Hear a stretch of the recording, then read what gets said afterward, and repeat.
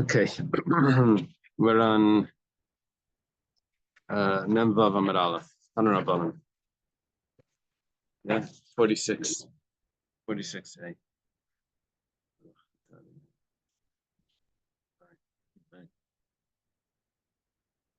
we thank Hashem that we're able to learn Torah every day.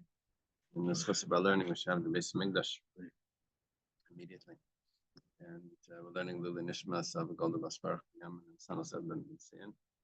And for Shleim of Rabban David ben Sarah.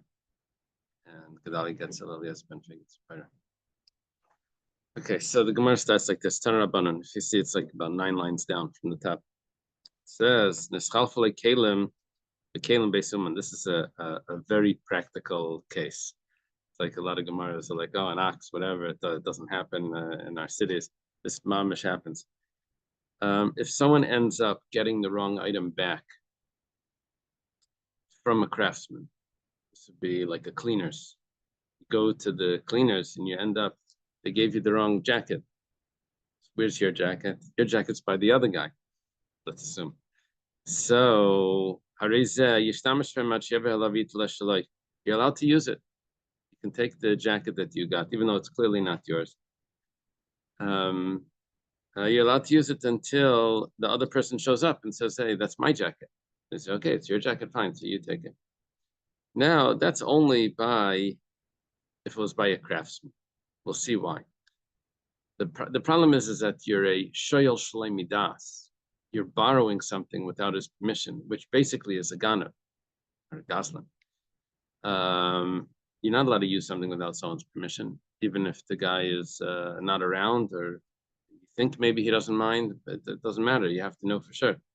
Well, the Beis Aval, the Beis Mishta, let's say you went to a party, or a Beis Aval, went to a mourner's house, and you took off your raincoat, you put it down over there, and on your way out, you end up taking someone else's raincoat.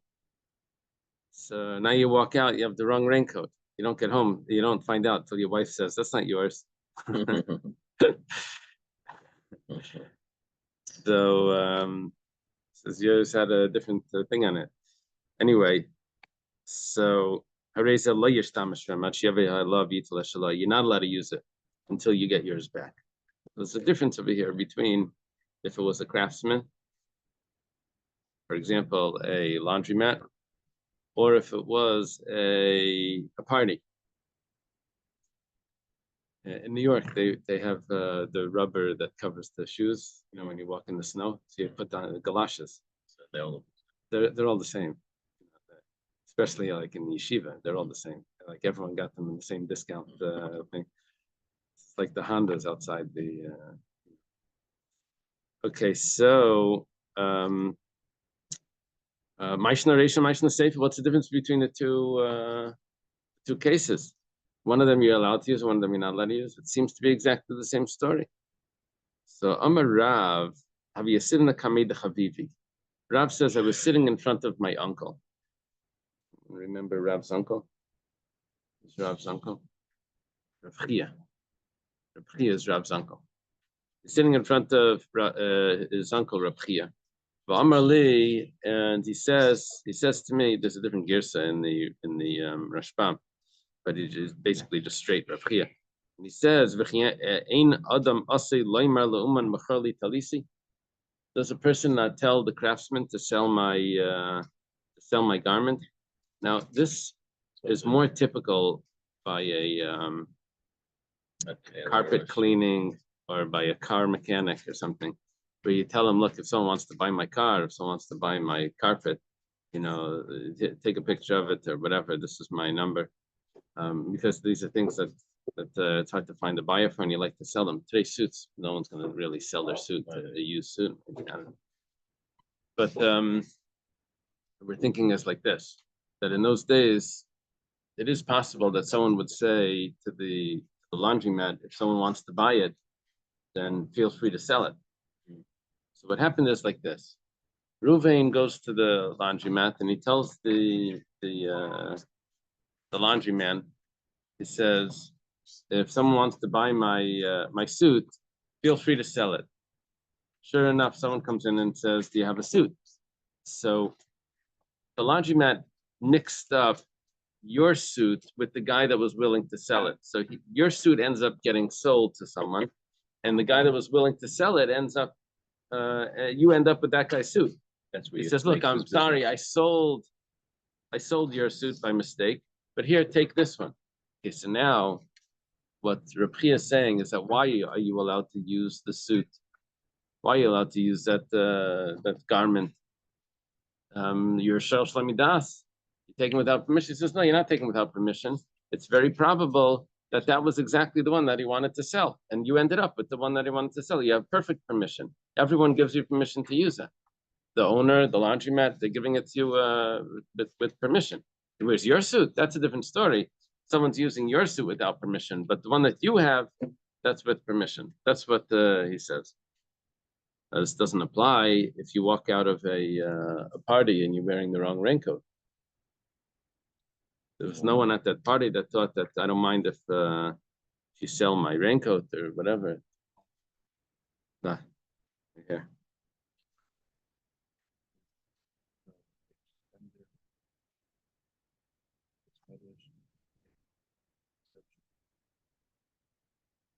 Hill is asking if you have a stender in the shul, that's an exception. You mean if someone's allowed to use your stender if you leave it there?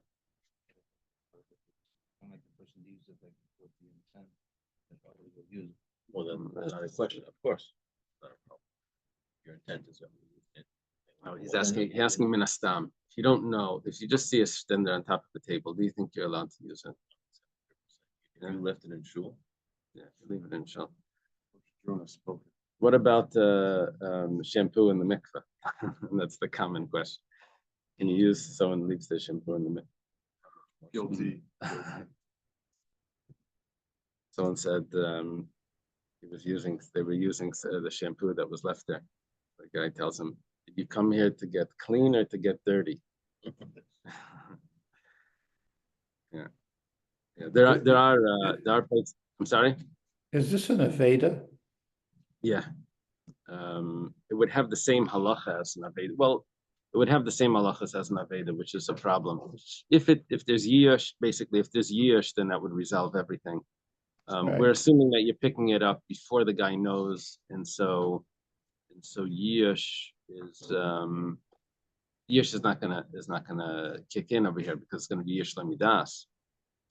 But once you know, once you're aware, you have an Aveda, not allowed to use an Aveda. You have to take care of it.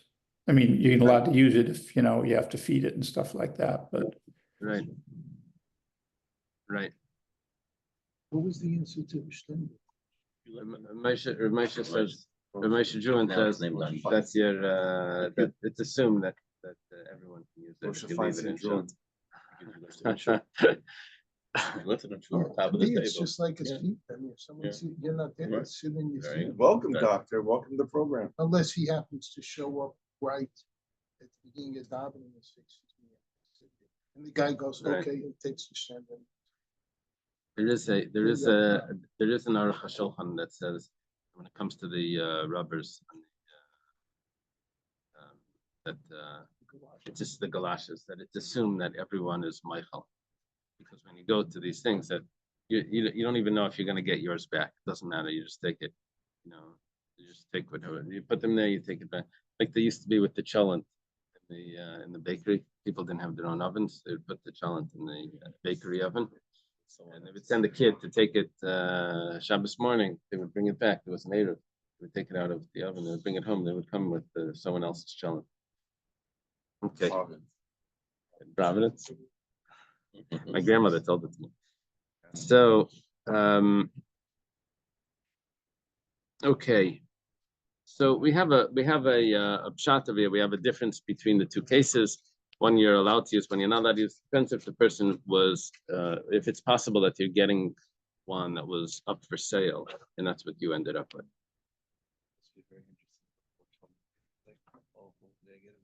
Yeah. Yeah.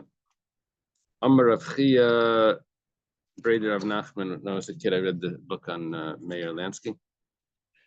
You know, those like a gangster. So the first story over there was about how he was going to get the cholent from the bakery. And someone starts up with him, and he poured the cholent on the guy's head. That was like his first story of his career. But it was going to get the cholent on Shabbos. They said that Shabbos they didn't have cholent, but they were safe. Okay. Amar Rav Chia Breder of Nachman Leishanu Elahu. This would only apply if it was the craftsman himself that gave it to you when you walked down, the cleaner, let's say. But let's say when you went to the cleaners, it wasn't the owner that was there, it was wife or kids that were there by the counter, and they gave it to you. So then that wouldn't apply, because then we won't say that this guy is the one that's supposed to be selling it and this, and we won't have all of those cheshbainis in there.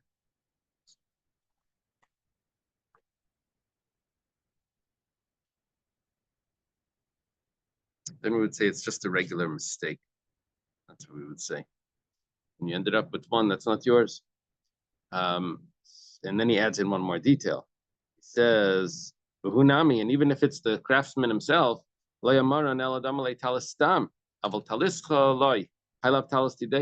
this is only if he says, take a talis, take a garment, take a suit. He didn't say take your suit. Why did he leave out the word your? Because he knows that he just gave your suit to someone else, and he's giving you the one that was for sale. That's why he left out the word your. He says, here, take the suit. And that's when you're allowed to sell. Now it makes more sense, because you realize now that what he's doing is that he's giving you the one that he had mistaken yours for the other person's, and now he's giving you the one that was for sale. And then everyone gets what they wanted. He sold yours, got the money. Sold yours. The owner of this one got his money. You ended up with with this one. Well, maybe you wanted your own, but basically, there's no one here that's using something that's. Oh yeah, yours is being used by someone that maybe you never agreed to that. Yeah, that's a problem. Yeah. But he doesn't know that. That guy doesn't know that he's using, right? He just went to the cleaners and he said, by the way, did anyone offer to sell their thing? He said, sure. Any difference when he takes his suit, if he doesn't realize that it's not his? We learned that when they would fit it, when they put it on, then he notices. Right. Any difference about that? That's a problem, because when he realizes that it's not, once he takes it already, I think the solution for this is like this: you go to the cleaners, and they say, we don't have your stuff. Someone else ended up taking it, but we have this one exactly the same. So probably the solution would be is don't take it. Say, I'll come back in a week or something if the guy doesn't exchange it.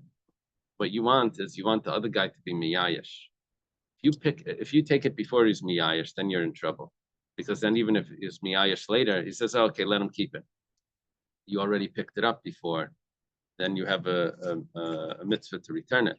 But if you don't take it, if you don't take ownership, possession of it, you only take possession after the guy gives up, then you can probably keep it afterwards. If the guy doesn't show up for a week or a month or whatever, however long Yish is, and yeah. But we mentioned before that if there's a sign up in the store that says anything that's left here for 30 days, we're not responsible for, is probably you can end up using or whatever. Okay. Yeah. Whenever this happens, you have to ask her up. This Dafim is not a halacha share.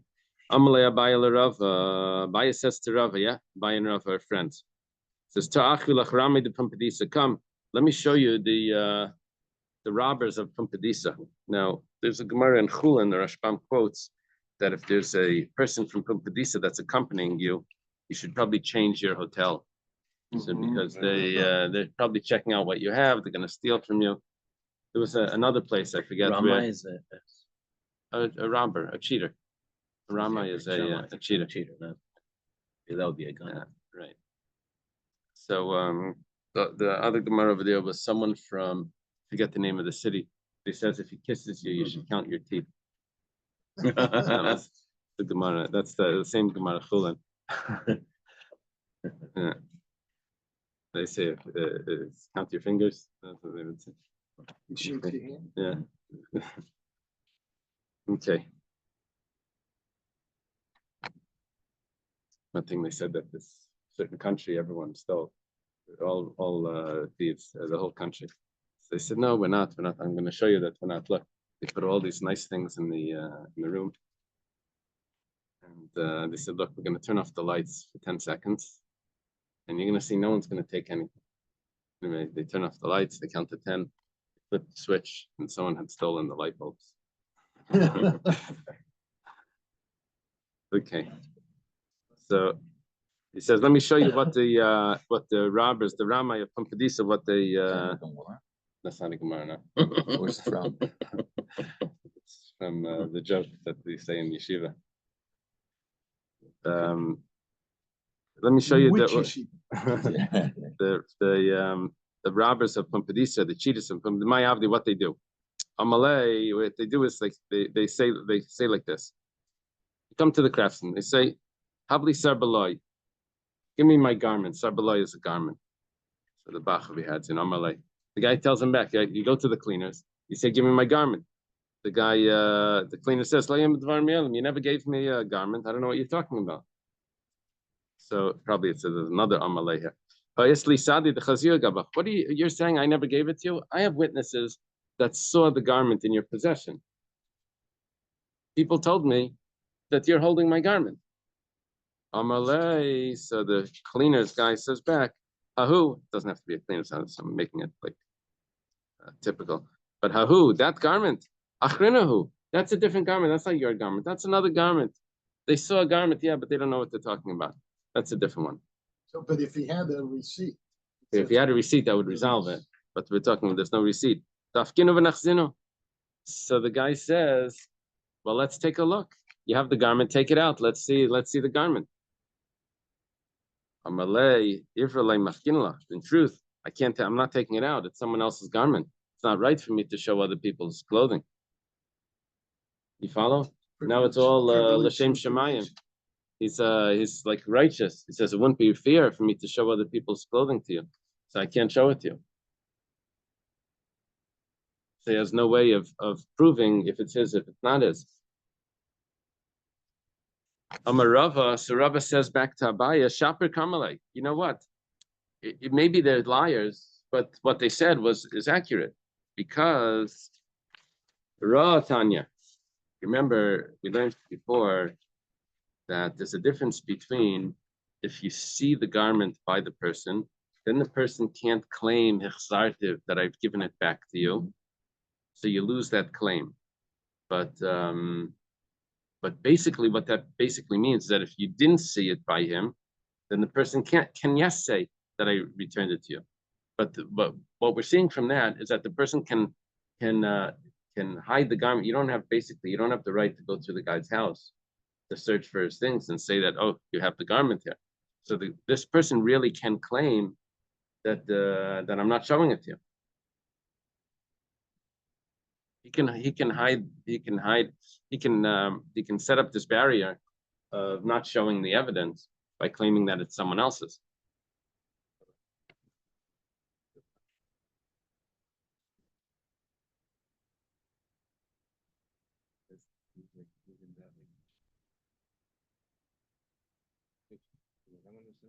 In Rava or Abaya? No, in Rava or Abaya? Abaya, this Abaya. Now we're up to Rava. Okay, so good. Right. That's the Abaya was saying that that's a problem. Rava comes along in the Gemara and says the opposite. Go one line further. Rava says Shaper Karmelei, that what he said is good, right? You can claim that. So maybe they're liars. I'm not saying they're not liars. Maybe they are liars. But the fact is that anyone would say the same thing. And the proof of this is that what we learned before from the Brisa, that it's only if you see the talus by the person can you claim that the talus is yours. But if you don't see it, then the person can say that either I don't have it, I bought it from you, with all of that, with the migu that that I returned it to you. Okay. Amar Rav Ashi, we're on top of Mem Vav Amud Beis. Rav Ashi says, "V'chakim, if the person is intelligent, if he's smart, mashvilei ra, he has a way of having the guy take it out so he could look at it." Amalei says to him, "Like, what are you holding on to the garment for? La mishum dislachkaba. You probably think that it's because I owe you money, and you're holding the garment, my garment, which you know is mine. You're holding it, and you're not giving it back. Why are you doing that? Because you think that I owe you money, and you're holding the garment as a collection. So, if that's the case, Hashta, what's that, Aleph? Hashta, Afke v'leshaime. Let's take it out. We'll evaluate it. And you'll take whatever the value is that I owe you, and I'll take what's mine. It's not really. It's like fooling the if guy. he's holding it as a mashkan, you have to give the mashkan in the daytime to the guy. Yeah, that's certain types of mashkan, not every mashkan. Not everyone. Yeah, the person is poor, not every mashkan. Not everyone. This also, that would only, yeah, if you take a mashkan later, you do have to do that. But that would only be if it's something that he needs, that he only has one. It's a code. It's only if he only has. Supposedly they only. Never like a loan. By alone. This is a purchase, a service. Yeah, but now there's a loan. He's claiming. Why is he holding it? Because there's a loan there, right? He's claiming that there's a loan. Amalei Ravacha Breder Ravavi Ravashi Ravacha Breder Ravavi says to Ravashi, "Whoa, that's not going to fool him." Matzi Amalei, he could reset, tell him back. We already evaluated. Basically, what do you think? You're going to fool a robber into you're going to trick him to take it out? Okay, he knows better than that. He's going to say we've already taken care of that. Forgot about it. Right. Hey, we're talking about the guy, the cleaners from Pumpadisa. Yeah. Okay. Oh. Okay. Oris ein chazaka. We're going back to discuss what we mentioned. There was the Mishnah on this. The Mishnah was Mem Beis. It said certain people don't have a chazaka. And the reason why they didn't have a chazaka was because the fact that they were in the property, no one protested, was because it was normal for them to be in the property because they're workers there or something. They're claiming that they own it. They're saying, you don't own it, you're just a worker. So one of these people was an aris. An aris, a sharecropper. He doesn't have a chazaka, even if he's in the property for 3 years. That's not a proof that the owner sold it to him. He's just a worker there. Says, Amai, why is there no chazaka? Adid napal gash tekula. 1 second. An aris is only supposed to take part of the produce. He's a sharecropper. He splits the produce together with the owner of the field. Here, he's taking everything. Now he's claiming that it's mine. So, well, that's correct. If you're taking everything, then it probably is yours. If you would be an aris, you wouldn't be taking everything. Well, Rabbi Yechanan says, Ba'arise batei aves. This is a special type of aris. This is an aris where it's been in the family for a long time. And the way that they do this is that this one takes everything for a year, 2 years, 3 years, and then the other guy, the owner, takes it for his 2 years, 3 years. Special type of aris. It works a little different. And that's why the fact that he's taking everything is not a proof. It's not a proof. Amar of Nachman. Rav Nachman said, "Aris shahira darisin tachtav yesh lachazaka." What we're looking now is at an aris that's not behaving like an aris. He's doing something different. Because of that, the owner would never allow this unless he actually owned it. They said if one aris brought down other arisin, other people in. If one cleaning lady brings in her other cleaning ladies and doesn't show up, she herself doesn't show up. She just sends in other, yeah. So then yesh chazaka. Then if one aris brings in another aris, other Arisin in, then he has a chazaka. My time, what's the reason? So what's going on here is that the Aris that's supposed to be there is claiming that it's his, and we say, no, you're a regular Aris. He said, no, I wasn't a regular Aris. I did something that if I would have been an Aris, the owner never would have allowed, because I sent in other Arisin to take me over. They would never have allowed that. It must be that I'm the owner. The proof that he's the owner is that he behaved. He behaved like an owner, not like an artist.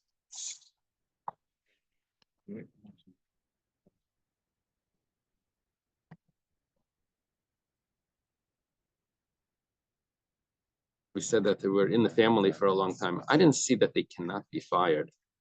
It just means that they've been in the family for a long time.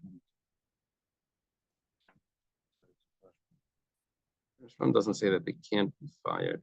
Oh, he does say that. Does say that they can't be fired. He doesn't explain that though. It's just that they've been in the family for a long time. Yeah, I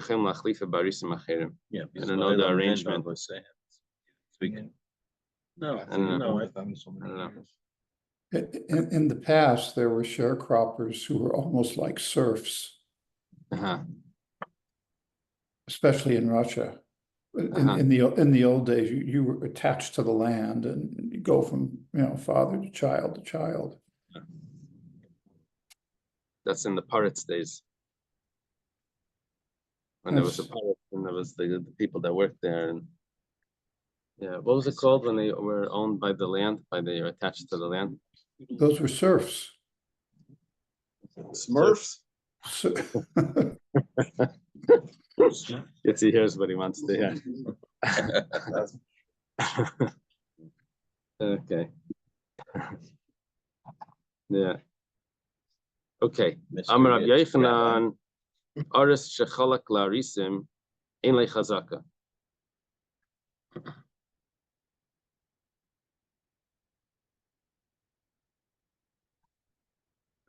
What was the case of Reb Nachman, where he put in other arisin there?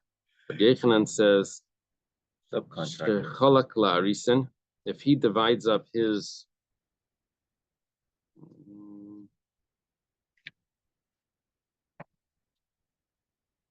if he's there together with them, that's what it means.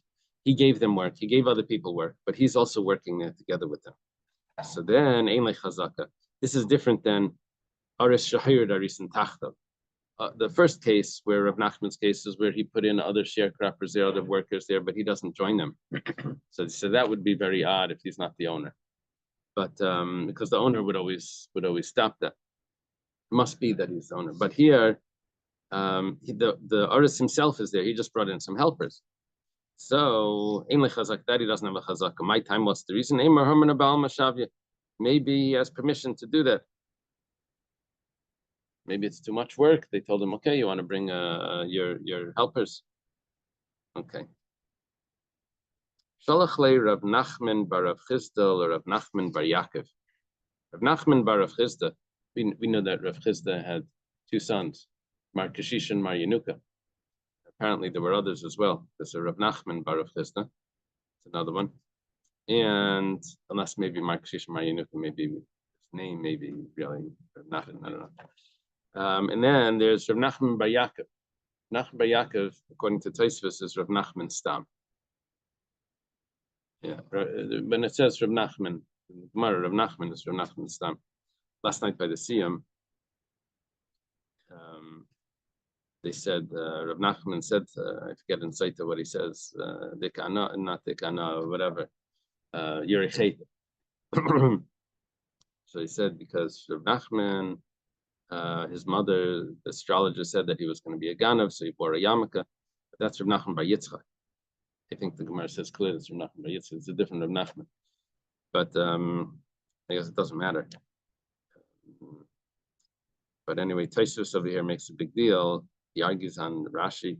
Rashi says that Rav Nachman Stam is Rav Nachman bar Yitzchak, and Tosfos proves that it's Rav Nachman bar Yaakov. It's a different Rav Nachman. One of the proofs is that it says Rav Nachman bar Yitzchak was sitting behind Rava, and Rava was sitting in front of Rav Nachman. There's two Rav Nachmans there, so can't be Rav Nachman bar Yitzchak, because Rav Nachman Yitzchak was sitting behind Rava. So he's sitting It in was front of a Rav Nachman. mirror, The mirror, yeah. so it was very slow. Uh-huh. So anyway, Rav Nachman Bar Chizah says to Rav Nachman Bar Yaakov, he sends a message. Yilamdeinu Rabbeinu, teach us, our teacher. Aris meyed ayin meyed.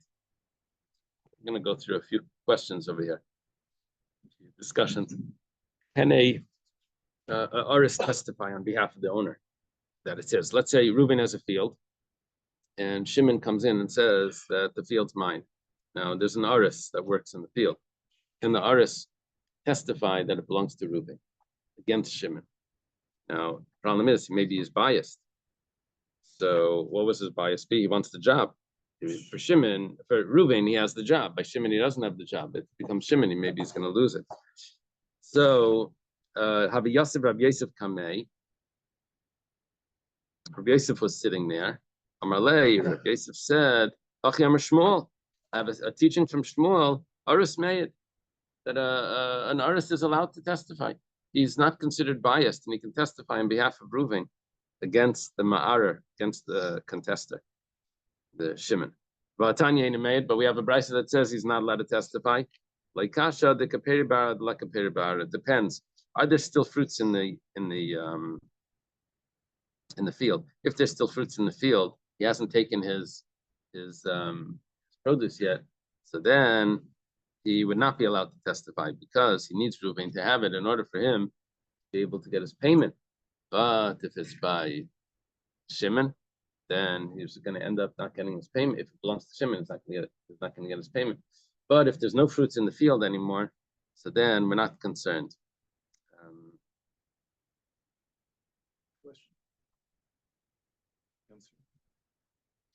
Yeah, That was my question. Well, didn't we say with the partner that the partner could act as an aid in that case? Shmuel said that, right? How did he, wasn't he biased, even though he was a partner in the resolution, in the end was, he wasn't biased, he could still be an aid? Yeah. Why can't we throw a cover home? It's certainly a partner. Yeah. Say something, why can't we? Yeah, exactly. That's Shmuel. Just got there.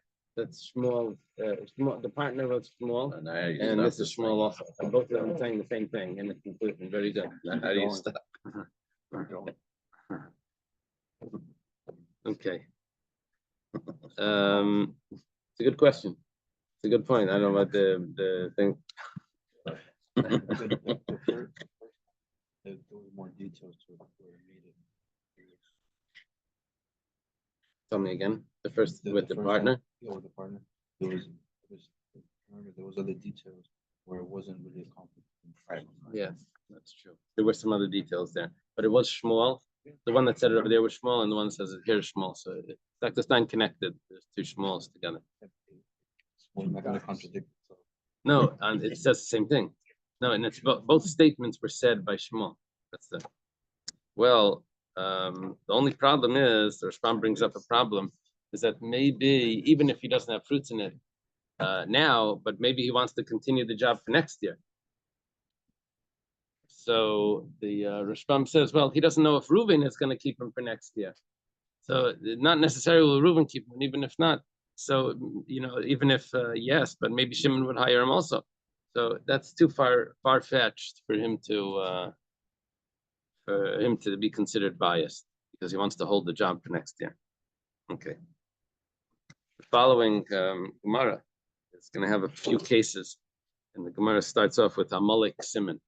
Oh, wow. Yeah, yeah. I'm not sure if I like that so much. I don't know if you're supposed to do. You're supposed to do that. Any comments in the? You're supposed to do Amalek. I think you're supposed to blot out Amalek. Blot it out. Remember the Gemara? There's a Gemara about become a Chabad Simon. That's a different story. But I heard the like, how can you remember Amalek again at the same time? Right. After class. Well, it's just like that. Does it have a comment? You're gonna forget it, Okay. you know? Okay, maybe it's no problem. Okay. Tana Rabbanon. It was taught in the Brisa. The acronym, the mnemonic here, Amalek, is the names of the cases. There's an ayin. Ayin is Ariv, Ariv, this is a what's a Ariv? A guarantor, right? A guarantor for a loan. Meyed the loiva. The Ariv is allowed to test. You see, the Ariv has a problem. The Ariv, if the Reuven lends money to Shimon, okay, now there's an Ariv. Say Levi is the Ariv. And Yehuda comes along and says that Shimon that borrowed the money, his property that he thinks is his is really mine. So comes along Levi, that's the guarantor for Shimon, back to Reuven, can testify against Yehuda and say, no, the property that Shimon owns is really his. Now he's biased because when Reuven comes to collect the money, if Shimon doesn't have a property, he's going to go to Levi to collect. Levi doesn't want him to collect from him, so he testifies that the property belongs to Shimon against Yehuda. Right. So there's a bias there. So it says it's not a concern. Ariv meyed the loiva, but this would only be not a concern if Shimon is the borrower. If Shimon has a second property, because when Reuven comes to Shimon to collect, there's anyways a property there. So maybe there's another creditor that's going to take that property, and the more properties that Shimon has, the better it is for Levi, right? Because he's the guarantor. We said that you're making it's too far fetched. And when it comes to bias, like who's biased in this, it becomes very subtle because he was a friend of mine in 50 years ago or something. We went to school together. Does that mean now you can't testify against him? Would that be an issue in courts? Just be grounds for cross-examination. I know the guy from Shul. Weigh his testimony. Can you disqualify it? If I know the guy from Shul, we go to the same Shul, would that disqualify? Just weigh it. At what point would it disqualify? If If your partner is in something else? Oh, even if you just weighing. interesting. Wow. He keeps on taking the shtem. The guy that you're testifying against. It's the same the other example we had. It was easier to collect. Yeah, similar to that, but we're saying a distinction here. Over there, we said that actually was a bias. Over here, we're saying that there is no bias because he has another property, and even if the more properties Shimon has, the better it is. But nevertheless, we're not concerned that that's a real issue. The fact is, he has a property that Reuben can collect from, so Levi will be free from any collection, and even if he doesn't testify against Yehuda. If it's easier to collect from this person, even if he has more properties or not, would it be a bias? No, Because we mentioned- Reuven only collects from Shimon. He doesn't collect from Levi unless Shimon doesn't have any property. So Shimon has another property. So now this testimony that Levi is making, it doesn't involve that collection because Shimon already has a property. Yeah. So Reuven is the one that's collecting, not Levi. Okay. Next case. Malva meyed l'loiva. Same thing. Now it's back to our story. Reuven lends money to Shimon. And Yehuda comes along and says, Shimon's property is not his. So Reuven says, yes, it is. Testifies against Yehuda that the property is Shimon's. Why does he do that? Well, he does it because he wants to collect. If Yehuda takes the property, then Reuven doesn't have what to collect from. So but that would only be that's only if Shimon had another property anyway that Reuven can collect from. So then it would be no. This is like the guy standing outside the shul collecting money for a widow that needs to pay her rent. They said it's like a wealthy guy standing there like collecting. They said, "Are you a relative of the widow?" He says, "No, I'm the landlord."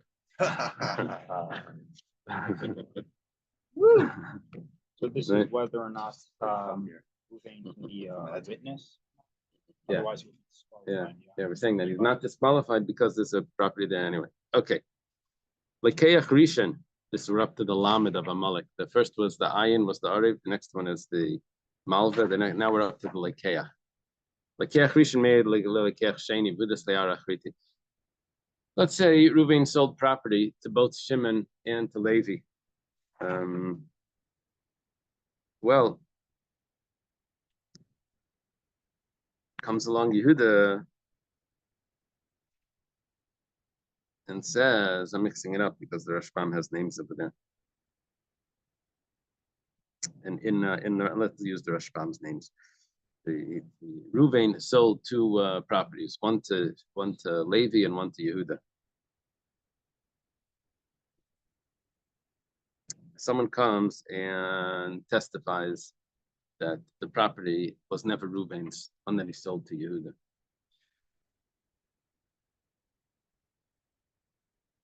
All right. So Levi, that's the first purchaser. He purchased the property from Reuven also, but he purchased it yesterday. So Levi can testify that the property that Yehuda bought belonged to Reuven originally.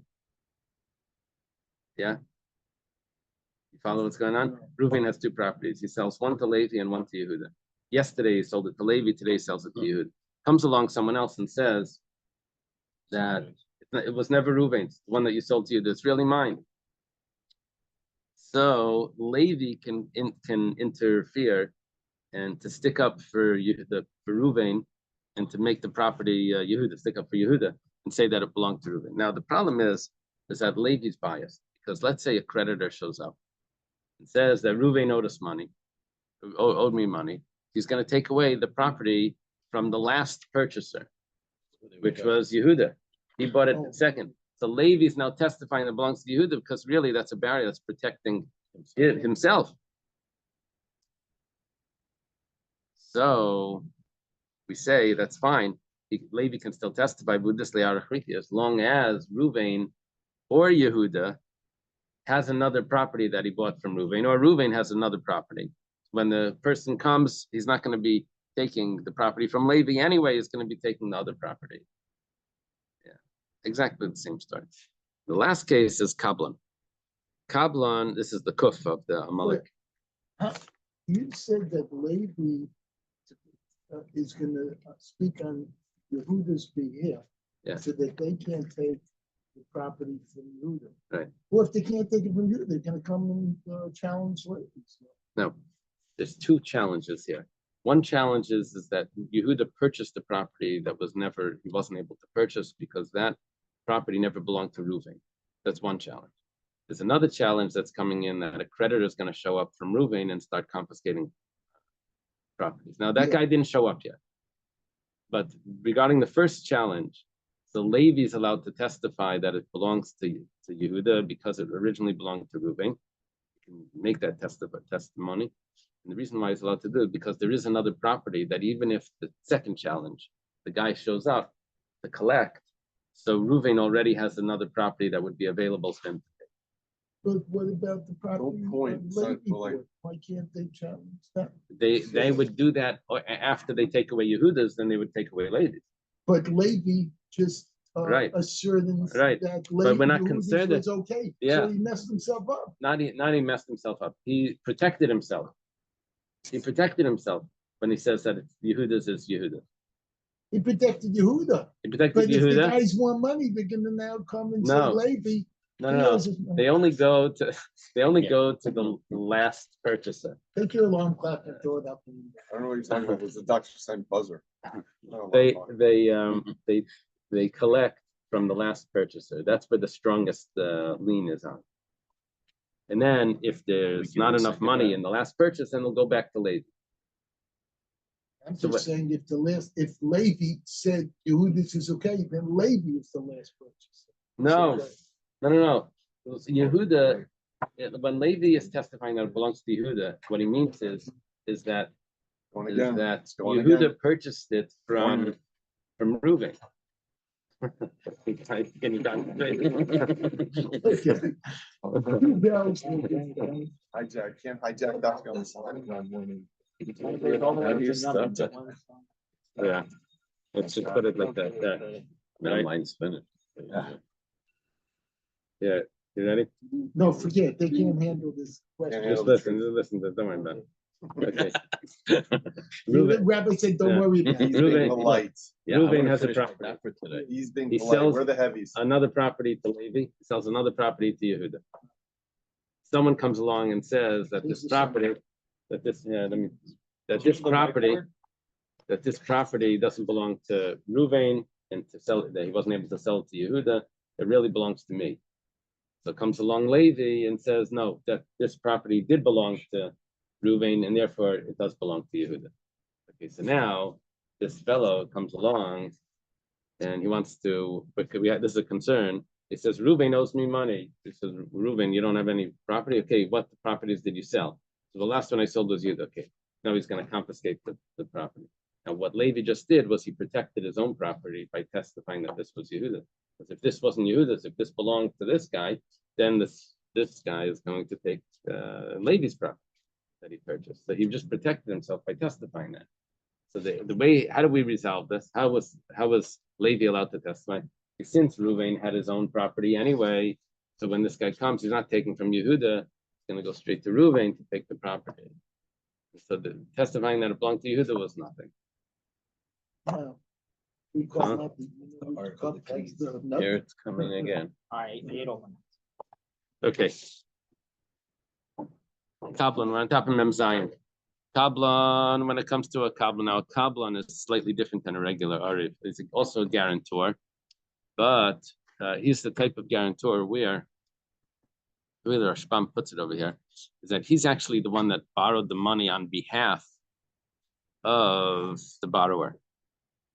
So let's say Reuven lends money to Shimon, Levi was the Kablan. So really the way he does it is Levi borrows the money from Reuven on behalf of Shimon, gives it to Shimon. Now when Reuven wants to collect, he can either go directly to Shimon, he can go directly to Levi, or he can go directly to Shimon. He has the choice of where he wants to go. Well, this is a little confusing because Amila made, Amila ain't made. If Shimon has a property, now can Levi testify that the property belongs to Shimon? Yehuda comes in and says the property doesn't belong to Shimon. Levi testifies against Yehuda, says the property does belong to Shimon. So he's really helping himself because now there's potential for the creditor to collect the money from Shimon. It says Amila Meid. Some say that he can testify, some say that he can't testify. Amila Meid, those that say that he can't testify, Karev Dami. It was just like a regular Ariv. An Ariv can testify. And the reason for this is because there's another property, of course, where Shimon has another property that would own. And so basically it's going to collect, he assumes he's going to collect from him. And if he doesn't collect from him, then it doesn't matter if he has this property or doesn't have to have this property because he can collect from Levi anyway, right? Some say he can't testify. The problem is like this, that a creditor usually takes from Baininus, from the average type field. Now, the more fields that Shimon has, the more opportunity it is for the creditor to collect. So he would really like that Shimon should have every type of field that will protect him. So some say that he can't testify. Rabbi Yochanan, those are the 4 cases that we have. Rabbi Yochanan, I think I know why they use them. why? Because all these cases are like copied from the back. You know, so Amalek came and attacked from the back. So it's to remind you that because they're all kind of left hand. Question is luck. Wow. These are ready. So, what I understand, Mars talking about which witnesses are disqualified, Yeah. right? Like in civil law, they would be qualified, but they would cross-examine, I Yeah. guess. Right? Yeah. And that's interesting. How it's just, off the bat. Right. Correct. Amar Rabbi Yochanan. Rabbi Yochanan says, "Uman ein le chazaka." Craftsman doesn't have a chazaka. That we knew from a Mishnah. Craftsman doesn't have a chazaka, but Rabbi Yochanan's adding is ben uman yesh le chazaka. But the craftsman's son does have a chazaka. If you see the laundry, what's it called? The laundromat person. What's it called? A laundromat person. Huh? Mr. Chen. That is politically incorrect. Not very- Funny, but Very accurate. So the son of the laundromat person is walking around with clothing. So what are you doing with that clothing? He says, well, it's mine. I have a chazaka. I've been using it. Aris ain't like chazaka. A sharecropper doesn't have a chazaka. But Ben Aris, yesh like chazaka, but his son does have a chazaka. You say, what are you doing in the property? He says, it's mine. Okay, you were there for 3 years. We'll say that it's his. Gazlan, what about a thief? Ben Gazlan and his son, ain't like chazaka. They both don't have a chazaka. Ben Benaishel Gazlan, but his grandson, yesh like chazaka, does have a chazaka. Well, the Gemara says, Echidami, what's the case? how can a grandson, if the grandson is also a son of a God? He's a son of, he's not, his father's not a Ghana. His grandfather was a Ghana. Oh, But the example that they wouldn't have to get back. So it's good. You don't have to get back. But Yeah. Anything that's under his hands, he says, this is mine. They said, yeah, right. You're a Ghana. We don't say that. So that's what we would tell to the Ganav, and we'd also tell that to the Ganav's son. once he passed. Once it's grandson, we can't say, yeah, right. Okay. We're not gonna have to say that To the Ganav? after he passed, if you can say- Oh, so let's take a look. 1 second. Echidami, what's the case? Are they claiming that it belonged to their fathers? What do you mean? You come to them, you say, what are you doing in this property? Why are you holding that? They say, what do you mean? It was my father's. Now, the father didn't have a chazaka because the father was either an uman or an aris or a gazla. He doesn't have a chazaka. So afilo hanachnami like. So if the reason why they are holding it is because it was their father's, so the father doesn't have a chazaka, so it's a chazaka sheni matai. Their chazaka, which they should have, but it's coming from the father, so you have no claim to it. The father didn't have any chazaka. If they're not claiming that it belonged to the father, then even the nami, not nami like. Yeah. Let me use this. I have it here. Can I use this? Supposed to be nami.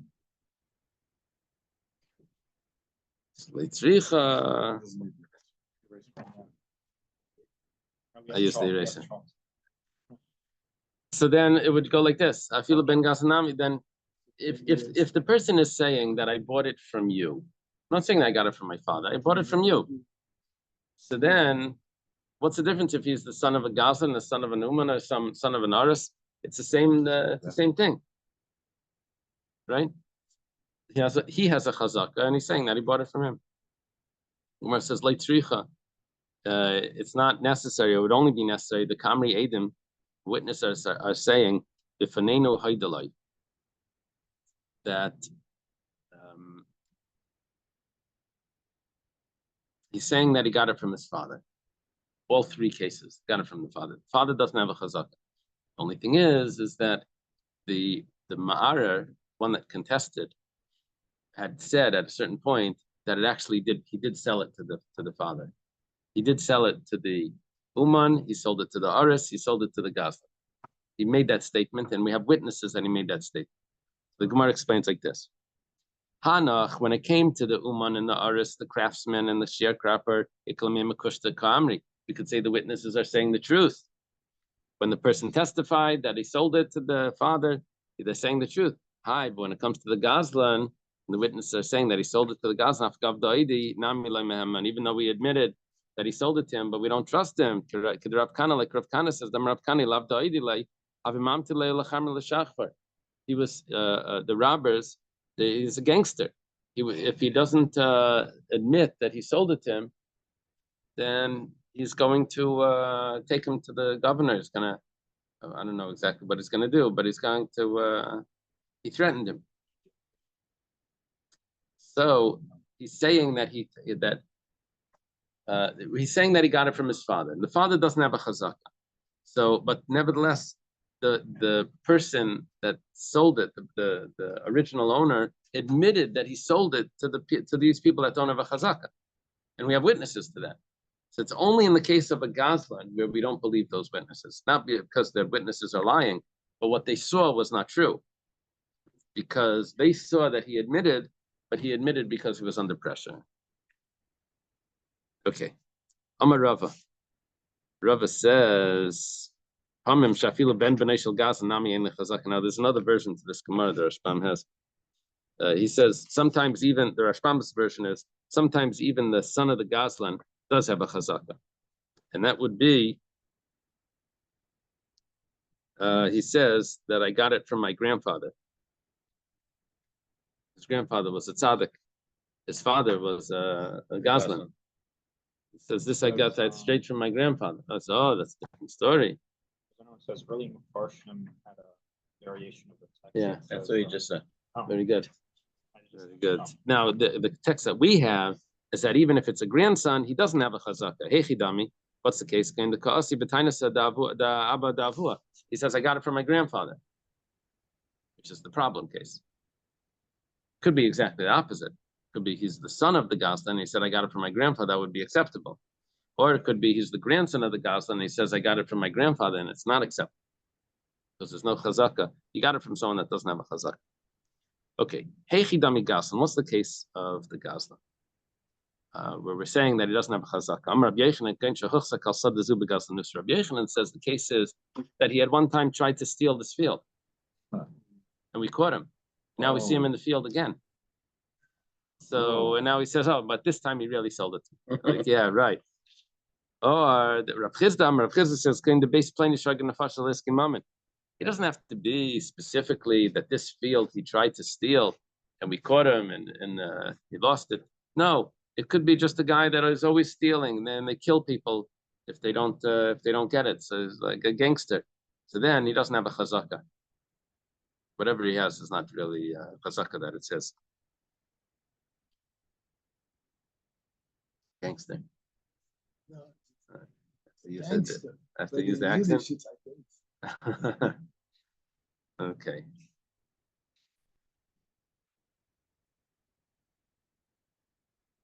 We had in yeshiva there was these bachrim, that's wild guys, you know.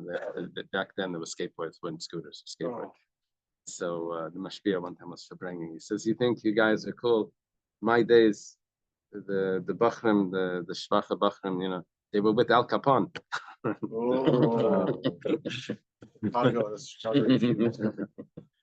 Anyway, okay. Just to give the perspective, you want to put things in.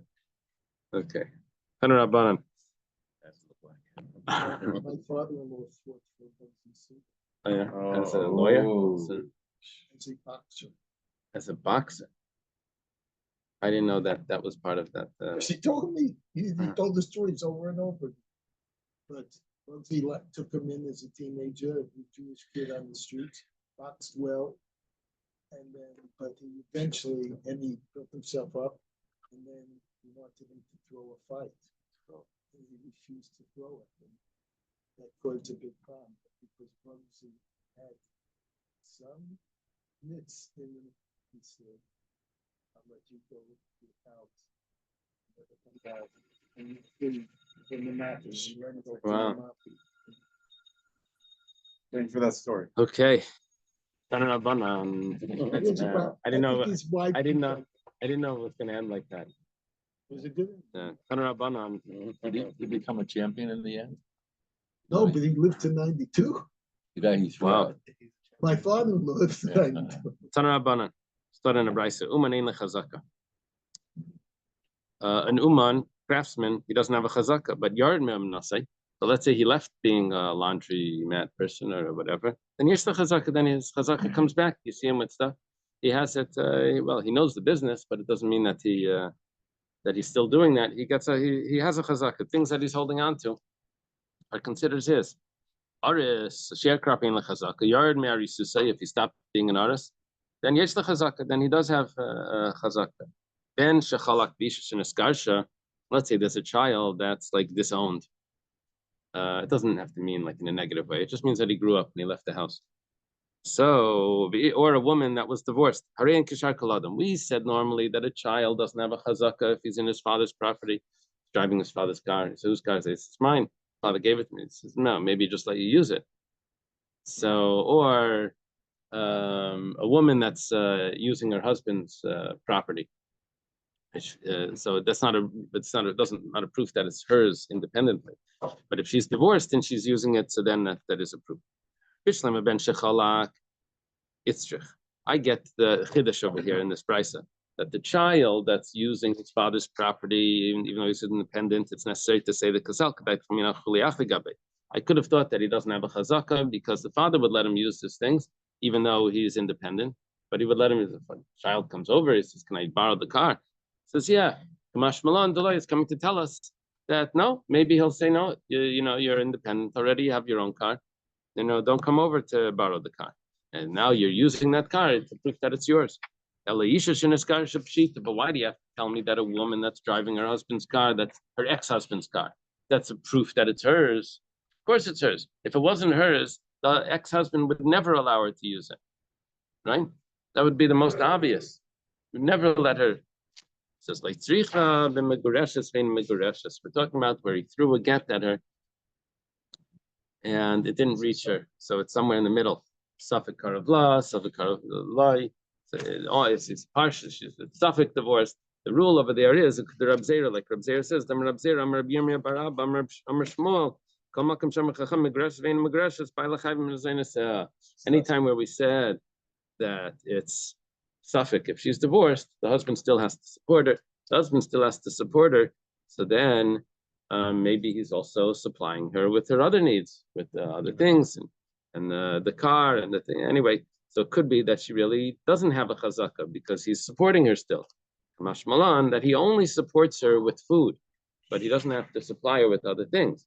And so therefore she does have a chazaka. That's the chiddush. Amar Rav Nachman. Rav Nachman says, Amar li Huna. Rav Huna told me. He calls him Huna, his friend.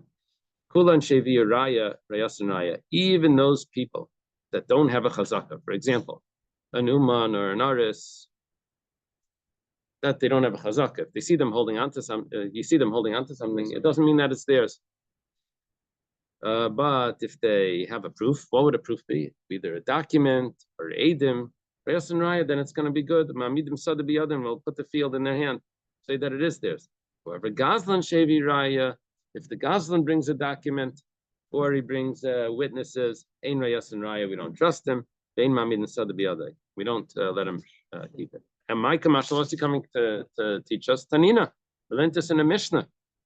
This is the Mishnah that's the introduction to the Tisha B'Av Gemara. So if you learn that sugi over there, what daf is it? And then Dalit, space 55. Then hey, if you learn the Gemara, starts in Hey and Beis for Tisha B'Av. It starts with this Mishnah. It says, Lakach mi Sukrikin, the Chazar, v'lakach mi Balabayas metri batel. Someone purchased something from a Sukrikin. Sukrikin are land hijackers. They go into someone's field with a weapon and they just take the field away from the person, and it basically becomes theirs. So I mean, it's not really theirs, but they just take it over. So if you go and you want to buy it, you go to the Sukrikin and you pay him money. He's living in the field. You pay him money, and then you go to the original owner, to the balabayas that he is the real owner, and you give him money also. You purchased it from both people. So mekhe batal, we say that the sale is invalid. What's the reason why the sale's invalid? Because it could be that the person is afraid to say no after the Sukrikin already sold it, and he has a weapon, doesn't want to say no to him. So that's not considered a valid sale. So what are we saying over here? That the Gazlan shows up with a document that says that it was sold to him. We don't say that it's really sold to him because he has a weapon. So we're not going to trade that. You bring this proof. When he said it's not a valid sale, that meant he had to give it back to the Jew for free. Yeah. Right. Yeah. Even though he purchased it from both of them. And this is Lafukim Id Rav. This is coming to exclude what Rav says. Rav says, when do we say that sale is not valid? When the person says, okay, go acquire it. The original owner says that, but if the person is ready to write a document, then he's really agreeing to the sale, and kana, then he would acquire it. Kamash Malan is coming to teach us what Rav Huna says, that what Rav Huna is saying is really not like Rav. It's really like Kiddush Shmuel. Yeah, Rav Huna is a student of Rav, but he's disagreeing with Rav now. He's agreeing with Shmuel. That even if the person is willing to write a document, it still doesn't mean that he's agreeing to the sale. He's writing the document out of fear. Unless he adds in that he's taking full responsibility for the sale. Now he's going overboard. The fact that he's going overboard, that would be a different story. Rav Bibi Messiah b'mishpeder Rav Nachman. Rav Bibi, he says in the name of Rav Nachman, he says that this, I think Rav Huna argues with, right?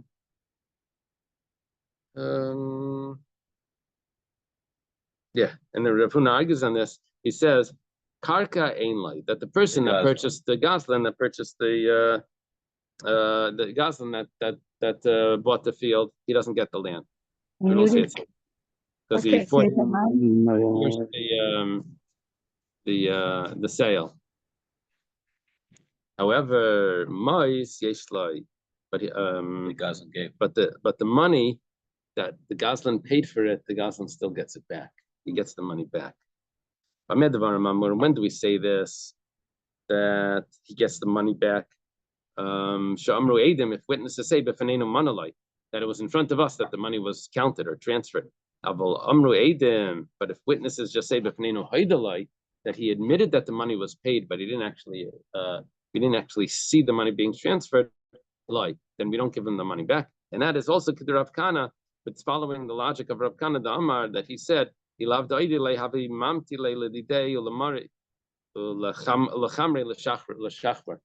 you don't admit, then I'm going to take you and your donkey to the governor, which means basically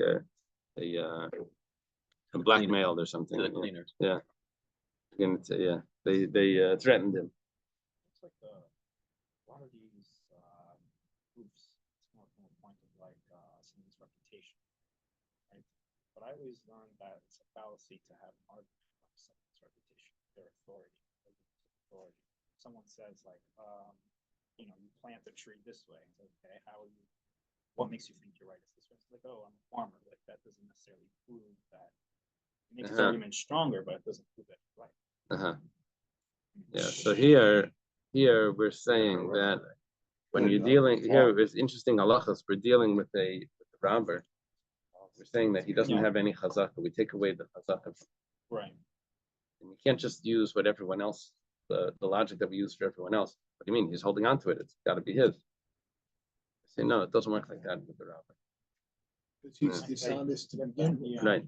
That's the chazaka. And someone that is like, has been guilty.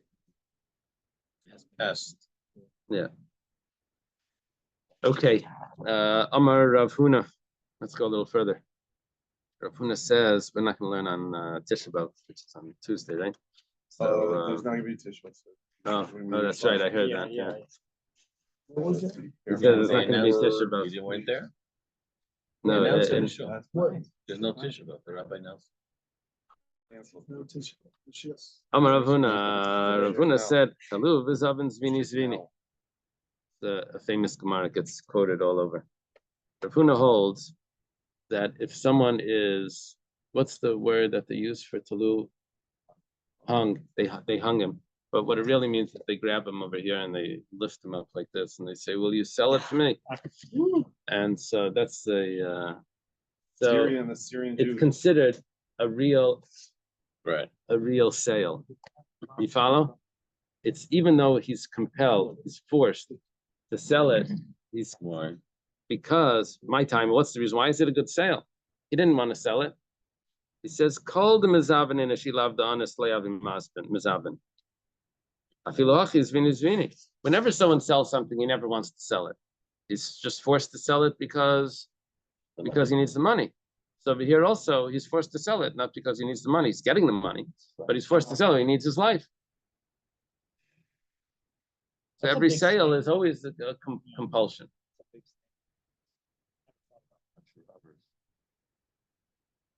Well, the Gemara asked the question on Rav Huna. The Gemara says, don't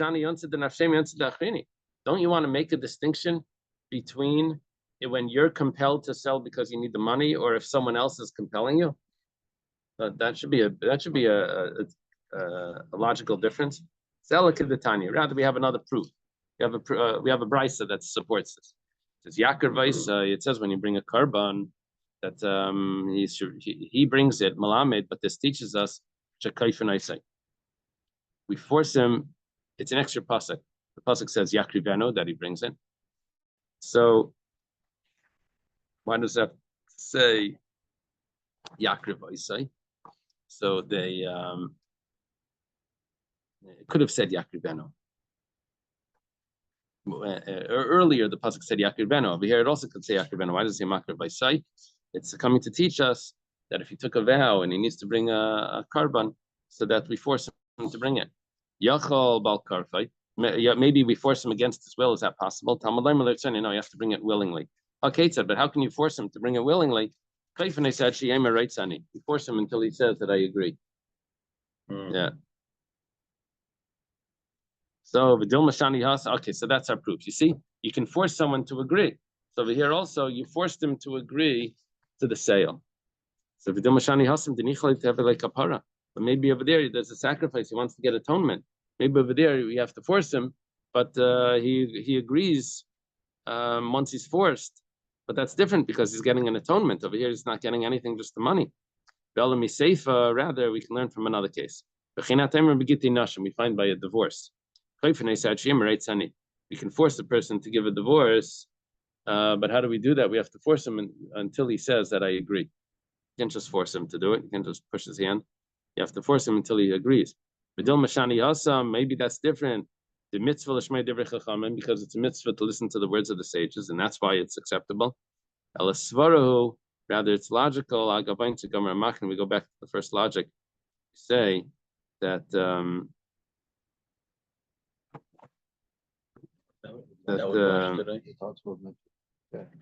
mitzvah to give the get. That washed it. The guy by the neck. So rather, let me see your if it's adjusting on something here. We're going back to Rav Huna's logic that because of his duress, he decided to convey ownership willingly, which Rav Huna considers it logical to assume that the combination of distress, which the person seeks to alleviate, and the receipt of money causes the person to relent and genuinely consent to the sale that is being forced upon him, since in the final analysis, he does not lose anything by it. Okay. So basically, it's the original logic here. Relief from the wife. Yeah. Okay, let's leave it over here. We just getting started. Oh, man. Oh. Have a good week, everyone. Man.